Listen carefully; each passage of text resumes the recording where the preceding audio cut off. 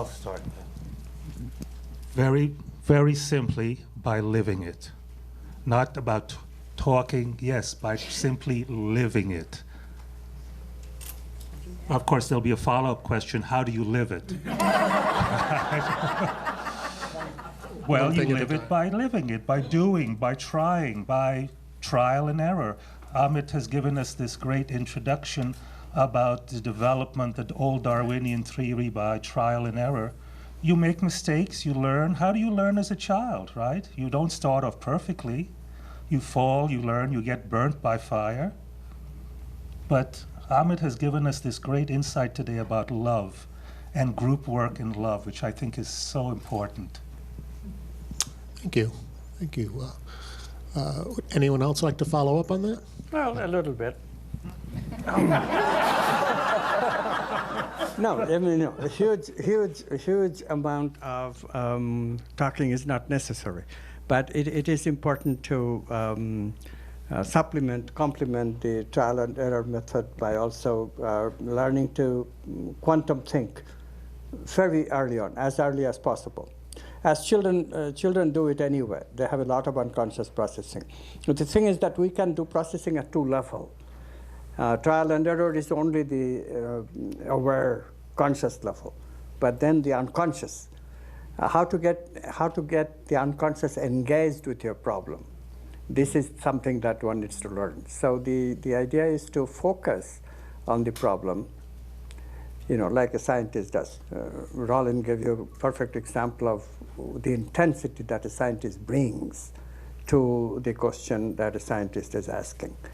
Artist has the same kind of intensity. Children can easily master that kind of intensity, but today it's wasted for vain things like web searching and stuff like that. We need to bring them back to actual real problems of love, emotions, truth, beauty, justice, these things. So that's something that we all can do because we can do it for ourselves and we can do it for our children, right? Is this on? Now is it on? There we go. Have to switch. Yeah, I'd like to address that one as well, because it's really what our work is all about, is your question. At least from my perspective, we really do have a spirit, a soul, higher self, whatever you want to call it. And it's really all about alignment. And how do we align ourselves more in our 3D mind-brain system with our higher self in our daily lives. And that's what coherence is all about. It's really alignment. And what all the tools that we have created are for is to give people the how-to. That's always the question. It's always, great religions and everything always talk about it. But what's missing for most people is the actual ABC of here's how you actually do that. Exactly. And that's really what Heart Math is all about. I'm not trying to do a big Heart Math plug, but that is our mission and what our focus has been since day one. And our founder, Doc Childry, has always insisted that we make things really simple. It kind of drove me crazy at first, but no, it had to be something for the masses, something that anybody could learn and get benefit out of, that everybody has a heart, and the heart is the main doorway to that part of our higher or large. It's what I meant yesterday when I said about self-regulating our behaviors from a more intelligent and a reference point. That's how I really say that as simple as I can say it. So people need tools, especially when they're beginning. I mean, once we learn them, great, but most people don't have those tools. What would you say would be a good step? What would you say would be a good step? Just a basic first step or second step. I know I'm asking you to tell us, how do you love? Sure. One of the beginning steps for a lot of people is one of our simplest techniques called quick coherence. First step one is called heart-focused breathing. You literally put your focus of attention, pretend as though you're breathing through the center of your chest. Breathe at a 10-second rhythm, 5 seconds in, 5 seconds out. That starts a physiological shift. Then you have to, with conscious and intent, activate a feeling of love or appreciation or care or compassion, but with intention to do that. For a lot of people, like, what are you talking about? They're so disassociated from those kinds of feelings. Then you can say, okay, well, remember a time when you really felt good, when you felt that appreciation, that love.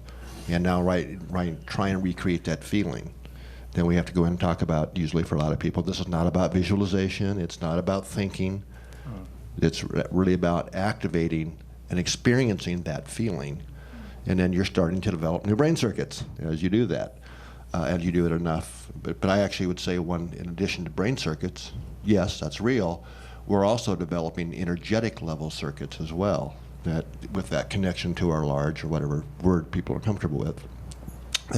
There's also energetic circuits in our energetic bodies that have to be developed, which is kind of like whether you want to call it morphogenic fields or other types of fields that I tend to think of as well, that both are going on at both levels. So. I'd like to add one more thing. No, I think I am wired. I'm sure you are.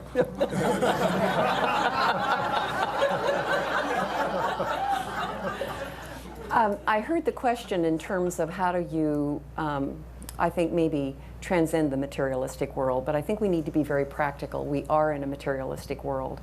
And I think that the gift that we have as Theosophists is that we have a different mindset. We are respectful. I'm very respectful of the wage I can earn, but I'm also not greedy. And there's a difference between earning and greediness. We're all very clear in this room what the difference is, but the existence of this materialistic world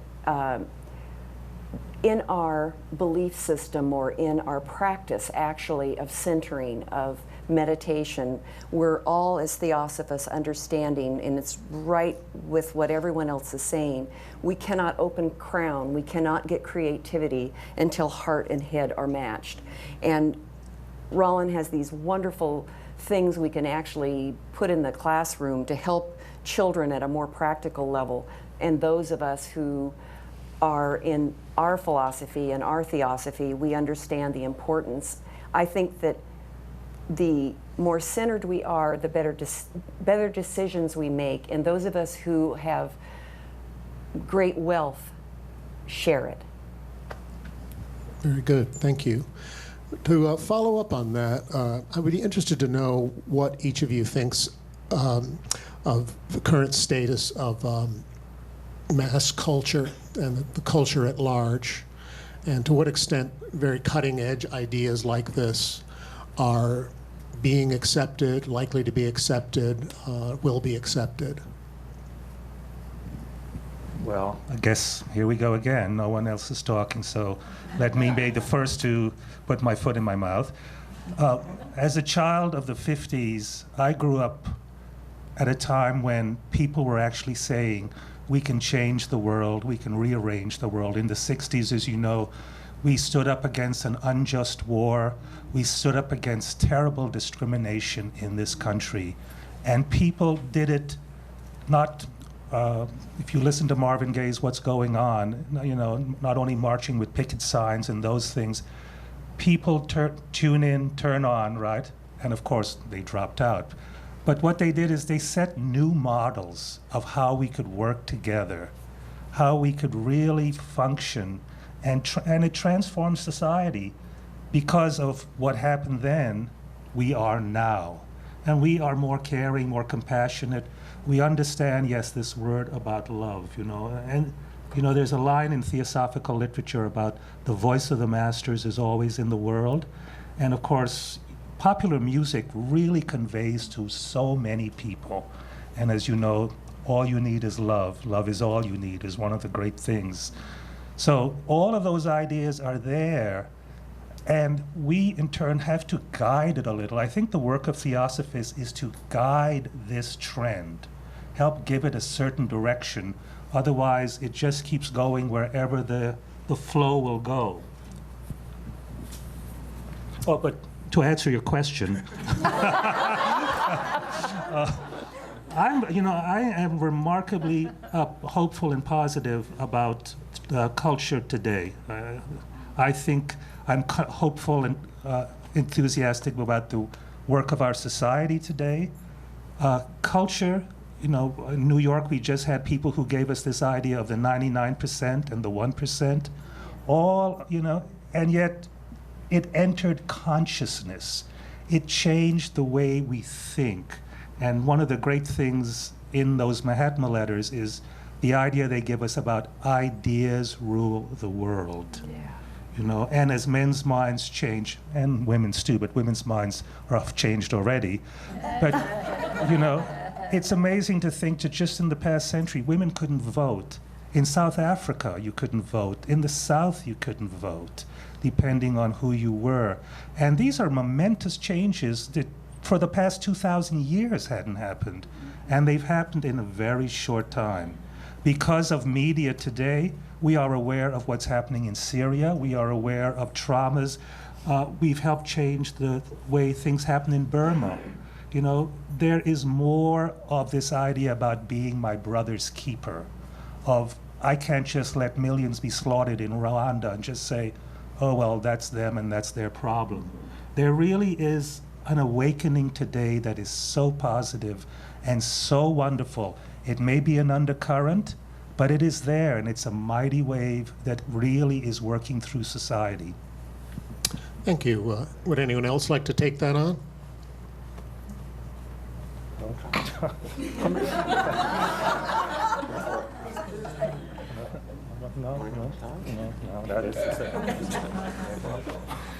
Anyone else? I think sometimes when we look at our history and look at our current existence, I think we're a bit of a pendulum. And I'm not the historian, so I can't quote, but as I look at the things I've learned, it seems like sometimes we go a little too far one way, and it's like there's just this massive change that is in the wind that says, no, wait a minute, we're going too far that way, let's go on to this way. I think the fact that we have this Heart Math Institute, the fact that we had Therapeutic Touch by Dora, the fact that though many of these things that maybe were not discussed many years ago is the awakening and the opening, and the fact that the pendulum, I believe, is continuing to evolve. But Robyn, don't you think that's in the nature of cyclicity itself? That is how cyclicity works. I think it is. I think you're correct. Anyone else? All right, I'll risk it. To directly answer your question, I think it's a mess, society. Look at the news. It's more stressful right now than it ever has been, at least in our, I won't say ever, I mean, that's not quite right, but there's a lot of stress going on in a lot of people's lives. I mean, all the polls, stress is increasing. We've got more, the real data, there's more volcanoes going on, there's more earthquakes. Earth is itself stressing. Global warming is real, you know, whatever the cause. I'm not here to that. So our political system's a mess right now. I mean, I think we're seeing the fall of democracy, frankly. To be really honest, it's a real mess going on. So at the same time, I believe we are in the midst of a planetary shift in consciousness. Consciousness evolves. I completely agree. And for the old, if you're at really seeing what's going on from another level of consciousness, it's really good what's going on, because the old systems have to give way. They've got to crumble a bit for the new to emerge from the chaos, so to speak. And I think that's exactly what's happening. So there's two forces going on. Right? There is a facilitated planetary shift happening in human consciousness, which is exactly the heart and the head coming together, more of that higher, we call it higher fourth level awareness, into a 3D mind-brain system. So there's a lot of stress going on, and it's not over. It's going to get worse before it gets better from my perspective, but it's really good. So, but at the same time, we have to have a lot of compassion and do everything we can to help the people who are going through that, these stressful times. But I'm very hopeful as well. I have no doubt that we're going to come through it on the other side. Not necessarily in our lifetime, I agree with that, but I don't think it's going to be another 2,000 years before the next shift, since the last consciousness shift, more like 50, 75 years, in my estimation. But so there's an answer for you. Thank you. Well, let's go on to a more specifically theosophical question. Here's one from the panel. How far have we come in realizing the TS destiny? What are the practical steps in achieving TS objectives? Why is everyone looking at me? Here we go. Okay, here we go again. Think of the TS. You know, one of the ideas that has become very dominant in our time is the idea of the chakras. And one of Doris' ideas is the chakras, and Leadbeater certainly, are unfolding, right? As you move up this scale, it's an unfolding thing. Think of the TS also as an organic, living, growing thing that is unfolding. Its full nature hasn't been realized yet, but it is in its process of learning and discovering its own nature. So this is an unfolding process. I don't think in any esoteric movement they strike a keynote and it's suddenly all done. You know, it's a continuing thing. They were discussing Kabbalah during the Renaissance, but we're learning more about how to make those ideas practical. Rosicrucian, Hermeticism, those ideas were all, a keynote was struck, and that vibration keeps circulating through time. So again, I don't want to be Pollyanna, or maybe I do in this group, but I am always very, very positive because I see it in you. I see it in all of you. I see that you've taken time, to come such long distances, to get together, to share, to work out our problems, to bring joy here. So, and I've enjoyed myself too. Good one. So, again, and then what can we do just to keep on doing? Of course, there will be new ways of seeing the same thing. We're not seeing the Theosophical Society as they saw it in the 19th century. I mean, they didn't have electricity was just coming in. The internet, I must tell you, people will look back, and this development of the internet will be one of the most dramatic things since the printing press. The great Canadian philosopher Marshall McLuhan has said, but though it's attributed to Buckminster Fuller, electronic technology recreates the world in the image of a global village. Yeah. We are all so much more connected now, right? And if you look at young kids today, they automatically know what to do. You don't have to teach them about getting online, pressing this button, apps, everything. So they are all wired, like Robyn, connected. If you look at the words, because I used to be a publicist in my past incarnation with the music business, and you find these words, getting yourself connected, right? There really is this underlying. And just to mention on your point, I think the media, especially TV, really focuses on the negativities. When there is a disaster, we all then focus. But you don't hear that Johnny got an A in his test, that someone helped a lady across the street. The good things you really don't hear. It's the horror that then captures our attention as we have that remote. So, but the internet has helped change that. People are making dramatic changes. Mm-hmm. So what can we do? Study, service, meditation, right? Those are the bases. But to rev it up a little, we need now to bring it up to another notch, to really try. That's the thing the Mahatmas have told us. We have one word for all aspirants, and that is try. Yeah. Thank you. Since Michael did not add the entire story, if I were in charge of the Theosophy website, you must have one, the most central website of the Theosophists, I would put a one-page thing on it, and which says with the headline, "Why I'm proud to be a Theosophist." Right. Number one, Madame Blavatsky, our founder, said the first doctrine, consciousness is the ground of all being. Now this is gaining acceptance to more and more by a majority of consciousness researchers. Not from scientific materialists, we don't have to say that, but people who study consciousness, this idea is really gaining traction. People more and more and more acknowledge from different areas of research. They may not agree about the details, how this comes about. But they agree that consciousness is a better basis for reality than matter or anything else. So that's number one. Number two, Madame Blavatsky emphasized that science and spirituality should come together and theosophy should play a major role in it. That also has come together. You mentioned chakras. That is good. That's one of the good things, that evolution of consciousness, the way that Madame Blavatsky predicted 6 rays, well, it's a little premature for that. But the idea that we will have a future human race that will be more loving, more gentle, more compassionate, more just, there's no doubt about it. We already are in the process of realizing it with ideas that are coming from many spheres. So, I mean, I'm just giving you a hint of how to begin such a one-page thing, but do it. I really would like to see that.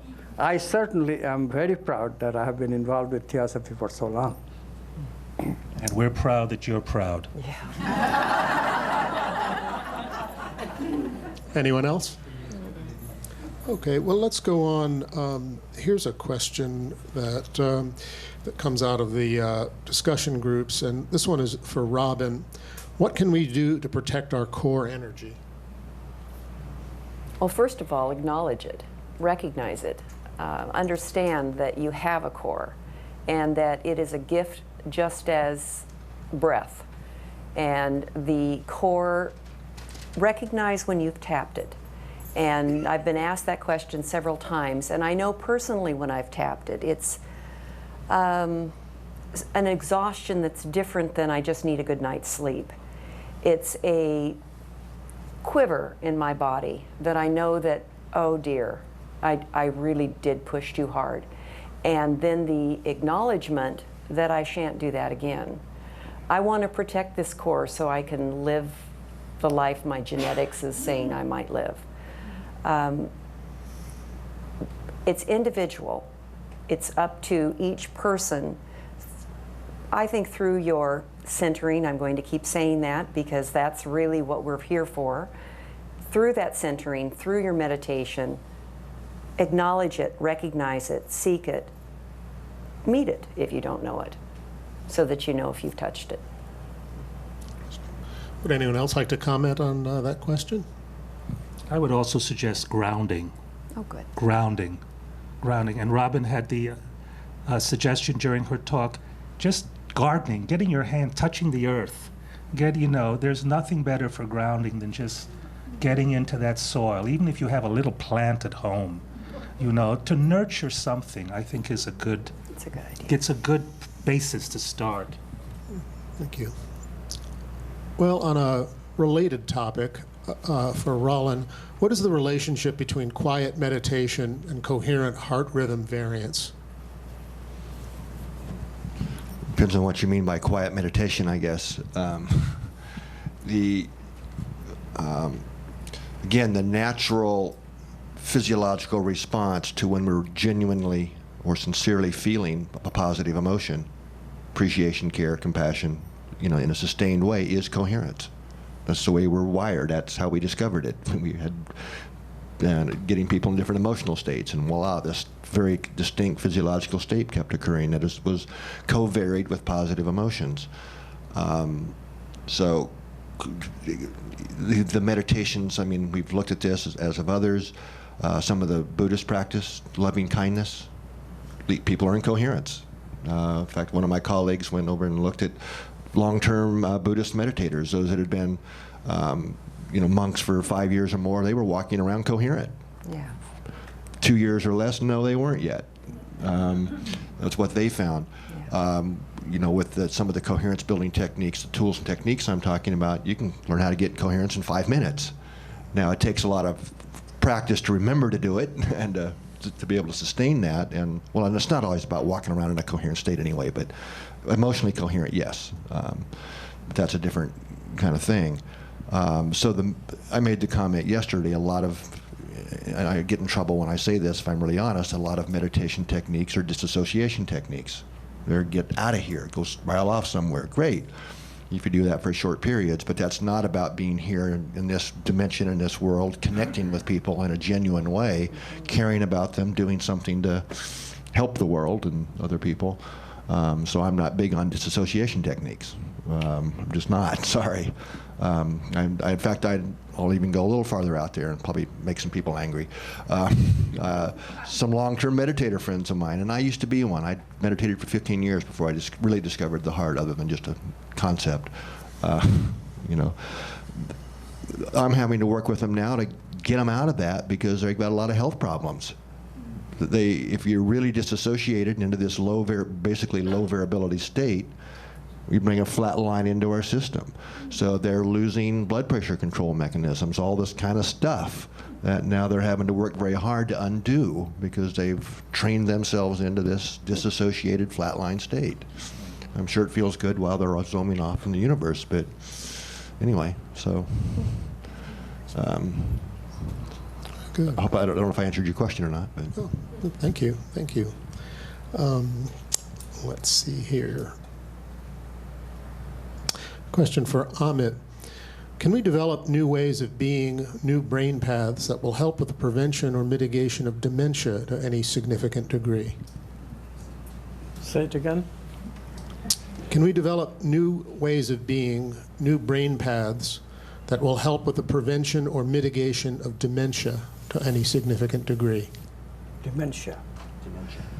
Why don't I give that to you, Amit? That's a good question to ask me, because I'm old enough to really that age where one has to consider the possibility at least.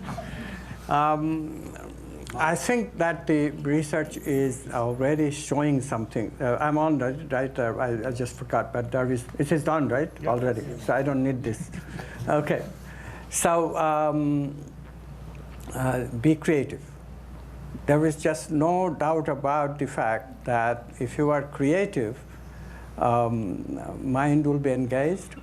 The story that came out in Newsweek this week is very poignant. It's suggesting that if you are machine-like, engaging with machine day after day, hour after hour, like young kids are doing today, it's disaster. That's the new research is showing that. And there's this great article in Newsweek. Read it, how dangerous that can be. But what is it telling us? It's telling us that if we engage like machines, if we engage with chemicals, this one we already have known from drug addiction, drug culture. If you engage with chemicals, we accentuate that part of us which is mechanical. And that is how we get into addiction. We get into a circuit from which we cannot come out. It is very important to retain openness. How can we do that? That's concept of moderation. We don't get into any circuit deeply, not one constantly, but all our circuits, we keep them engaged.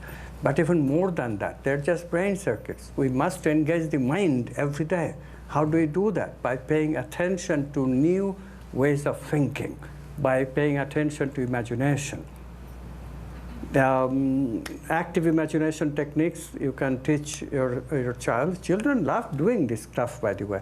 If you teach them, they are automatic imaginers. They love to be in that fantasy world. In fact, some of the computer games became attractive to children because they initially fostered imagination a lot, like the Wizard and all those games, the initial games. But then they became gory and violent and stuff. So what I'm saying is that it applies to all ages. If older people only knew not to be retired in the mind, okay, you are retired in the body because, of course, there are physical necessities. But, mind should be active. If the mind is engaged, which means new thoughts, not the thoughts that are already in the brain, but new thoughts, imagination, creativity, innovation, intuition. If we engage with those things, there's just no way that we'll suffer from dementia. No way. Another thing is satisfaction. Lack of satisfaction keeps the crown chakra starved of vital energy, and that causes depression. Why are old people depressed so much? Just look around. You are not depressed because you are engaged. That's Theosophy does that for you.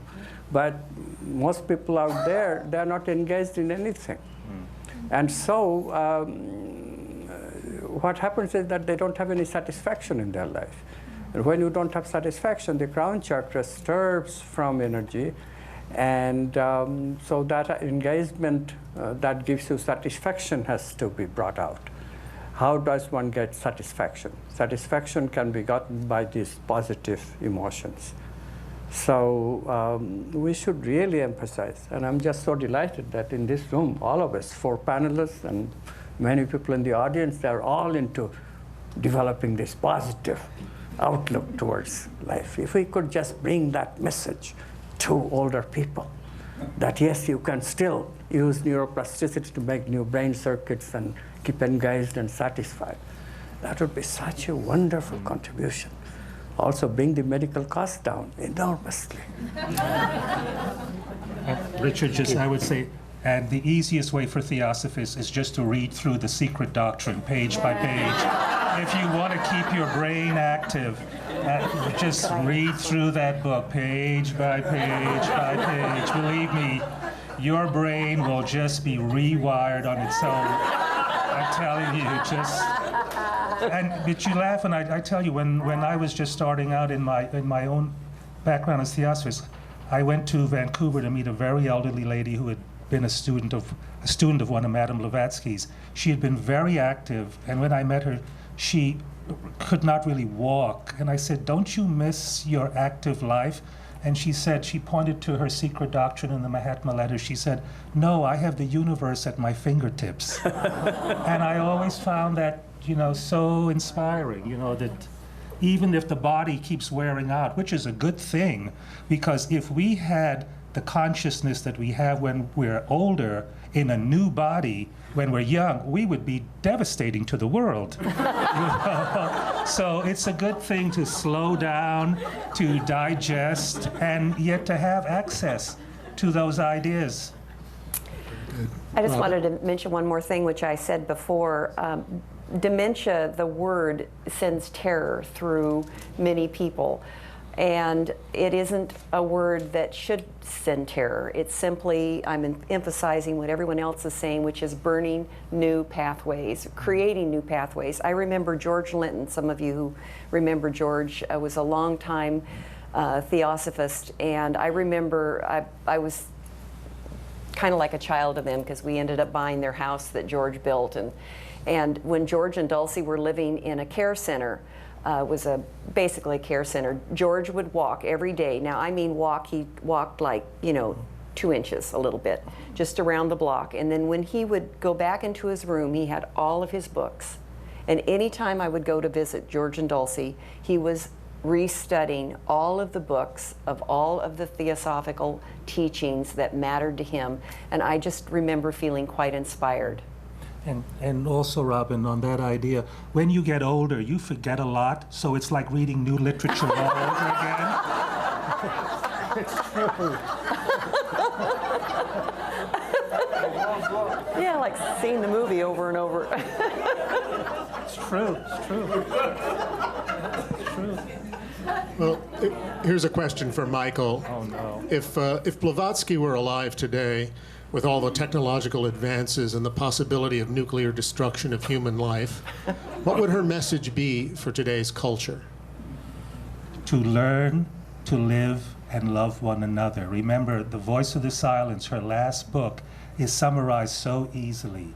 To live to benefit mankind is the first step. To practice those 6 glorious virtues is the other. I can't imagine her, though, on a computer typing The Secret Doctrine and not remembering to press save, and that whole book being wiped out, or also typing and rolling a cigarette. She had this habit of writing and rolling at the same time. They said they knew she was sick when she stopped rolling and smoking her cigarettes. But I think that she would just simply give us a little more push. Yes, you can. I think there's this wave of fatalism that has come with materialistic life, that we just get into this complacency and I don't matter. I think she would just push us along that road that winds uphill. Yes, we can. Yes, you can do it. Come on, keep moving, try. And it's not so much that we need new literature. The literature is there. We just need to look at it in new eyes and in new ways. Very good. Thank you. Now I think I will turn to the audience to see if you have any questions you'd like to address to any or all of the panel members. John.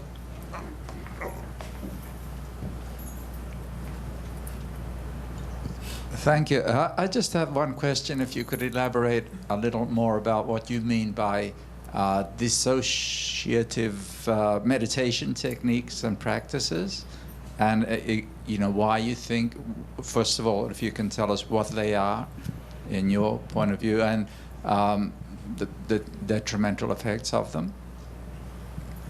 Well, I need to probably modify that a little bit. I'm not saying that meditation, even those that dissociate, is detrimental in short term, and it's like you make a life practice out of it. But disassociation is like the clinical disorder, if you're familiar with that, where you disassociate from reality.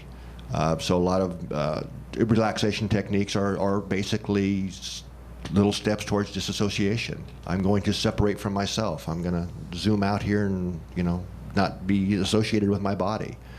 Would be one type of disassociation. Like a lot of relaxation techniques have. Not all. I mean, I'm well aware of that. God, I hope I'm probably going to offend, no matter what I say, I'm always conscious I'm going to offend somebody.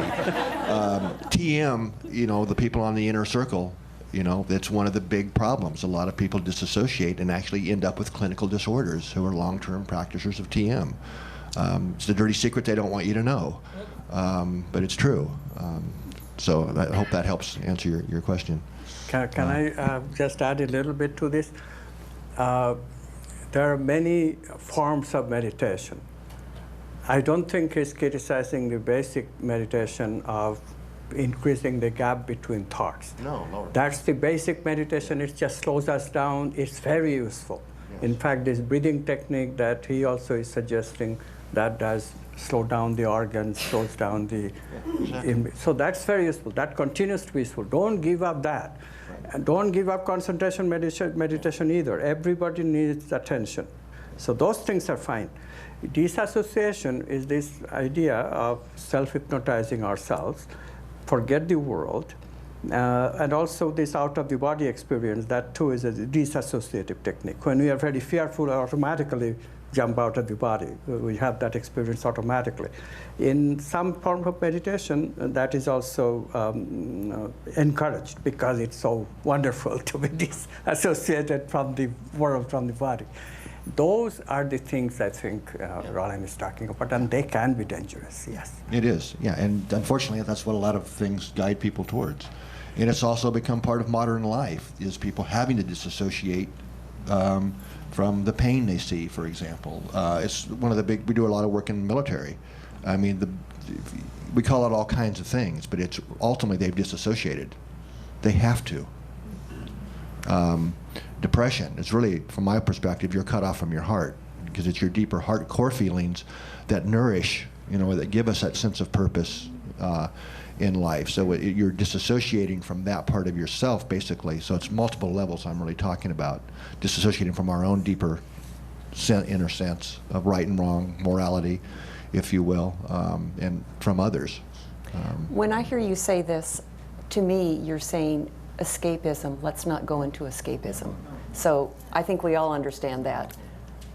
And meditation, the fruit of meditation that we don't hear about, should give you that insight, some realization into the problem, into the condition, instead of just, and as Krishnamurti says, an empty mind is just an empty mind. Good one. Thank you. Next question will go to Pablo.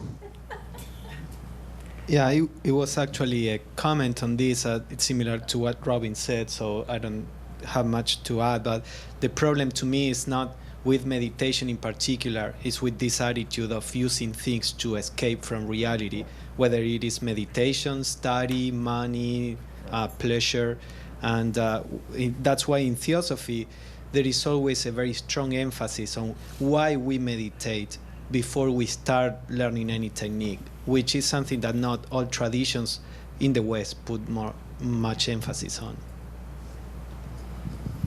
Okay, I think David had a question.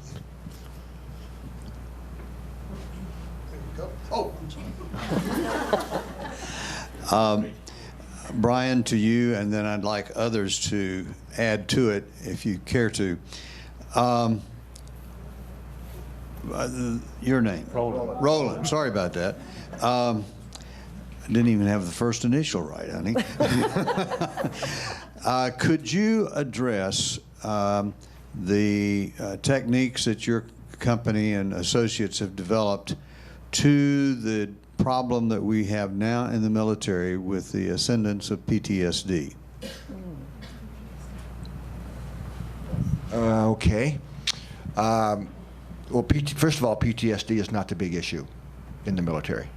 I know that's what the media, TBI and PTSD, it's actually the small percentage of what returning service members are facing. It's really disassociation. We call it other things. It's depression is probably double the incidence of PTSD.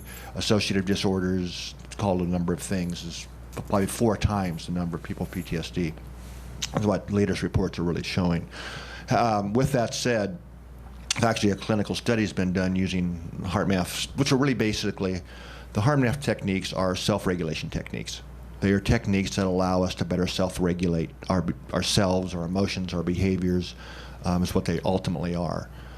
So those have been taught in a clinical study actually in South Carolina to current PTSD people returning, in this case it was from Iraq, with really phenomenal outcomes, improvements in cognitive functions, especially, which the researcher there feels drove all the other improvements, was simply that ability to self-regulate.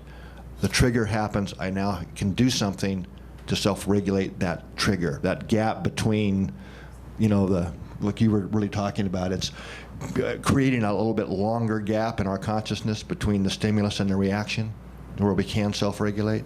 Anyway, that's what they did. And that correlated with improved symptomatology out in the real world. It was a small pilot study which led to a much larger study which is going on right now in that particular population, which is getting very similar results from what I'm hearing so far. But meanwhile, our stuff's being used in PTSD clinics. We're in 80 VA hospitals now, being used actively for a wide range, PTSD, pain management, many things like that. So I don't know if I've answered your question or not. But you are. How many patients? Give me a count. I have no idea. I really don't. There are over 10,000 healthcare providers who are certified in training HeartMath. So there's thousands and thousands. I mean, on the active duty side, I've personally trained over 3,000 soldiers and sailors myself in the last couple of years on active duty. I'm sorry? I've done at least 300. You've done at least 300? Okay. Oh, where are you? Who are you? I'm sorry. Just show us a bit of, I mean, I'd love to hear what you're would say. I've used HeartMath techniques since 1997 when we trained as HeartMath. Okay.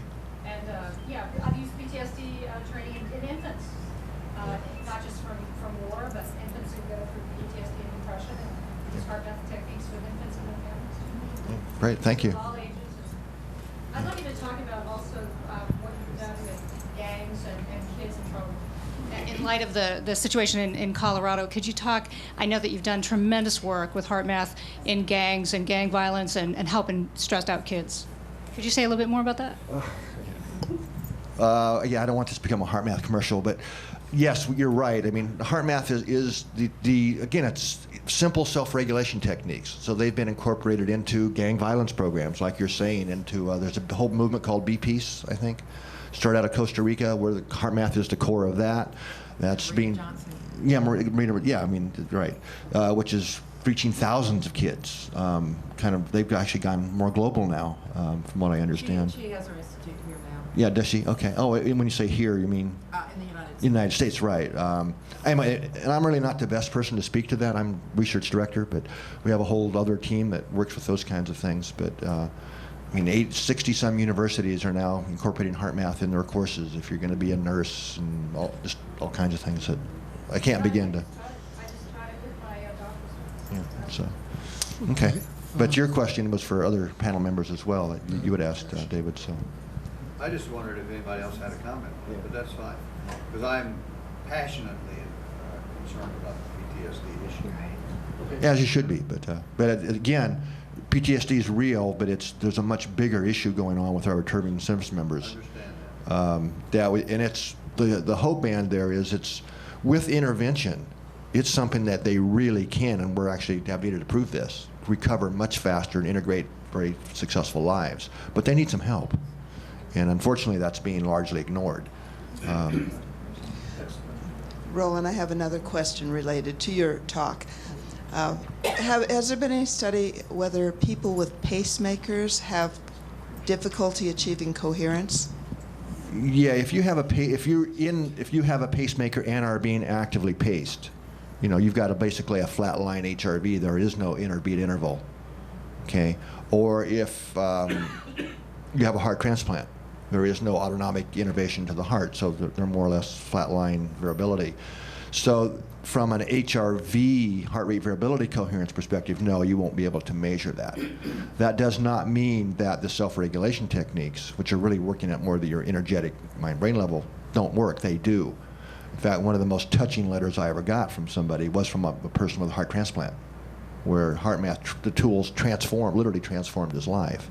We hear about it all the time, but so it's not just about the physiological measure. You still have all the energetic stuff going on. So just because you have a pacemaker or an arrhythmia, you can't use HRV if you have an current arrhythmia going on either, because it's not, the heartbeat isn't sinus node mediated. But anyway, long answer to a question. I think you had a question. This is still another question for Rollin. Has HeartMath been used with autistic children or LDHD children? Yes. In fact, there's another clinical study with ADHD, really well done study showing a number of cognitive improvements. With autism, there's a bunch of small studies that have been done, and so none that are actually published. There's some dissertations that are published, but that's actually a growing area. I'm hearing more and more about people using HeartMath in autism. Okay, one more question.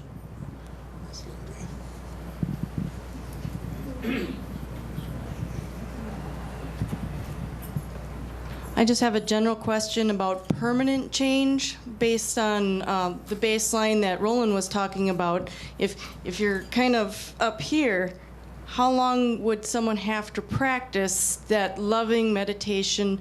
And it doesn't have to be necessarily HeartMath, but to have some kind of permanent change where you feel that you are mostly in coherence, and then just little things might set you off rather than you're always up here. I have an answer, but I want to see if these guys respond first. Okay. Well, just my experience over a lot of years has been typically about 6 weeks. However, there's a lot of variation in that. How deeply set are the old neural patterns you're trying to overcome is a big factor.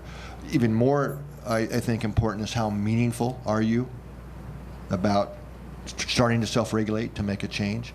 Because change and creating, especially a new baseline shift, takes energy. It takes effort. I think I said this about 100 times yesterday in my talk. It's not just going to happen. It's a problem with New Age, by the way. They're all waiting for the spaceship to come and beam them up and all that, thinking that. I'm probably upsetting somebody here again, but sorry. But it's we have to do it. We call it at HeartMath. You have to do a 1.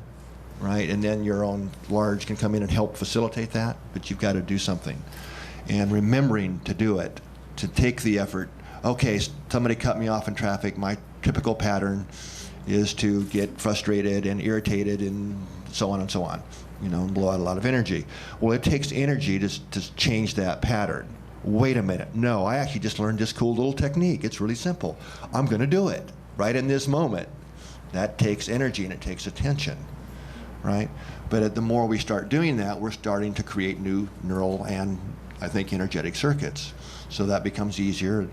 So it's the meaningfulness is the biggest factor in how long it takes to establish that as a new familiar or a new baseline, which is also the big problem in our returning military people. They've way got a baseline shift, right, to the hyperarousal, the wrong place. They need to reset their baseline. So anyway. Okay. One last question, not for Rollin. Great. Well, it kind of is in a little bit. But I wondered if, in your research, if you use people like Robyn to also see what's going on. So at the same time that you're using the machine and they're getting the feedback from the machine, have you used people with her gifts to see what's happening also in the field around them, et cetera? Yeah. I'm just going to leave it at that.